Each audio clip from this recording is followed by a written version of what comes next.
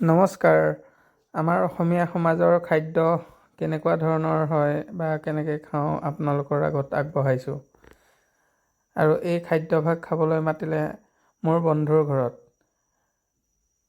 চাওকচোন কি ব্যঞ্জনেৰে খাদ্যভাগ আমাক খাবলৈ দিছে। ভিডিঅ'টো ভাল পালে আপোনালোকেও এনেধৰণে বনাই খাবলৈ চেষ্টা কৰিব। ঠিক আছে, ভিডিঅ'টো চাই যাওকচোন কেনেকুৱা লাগে।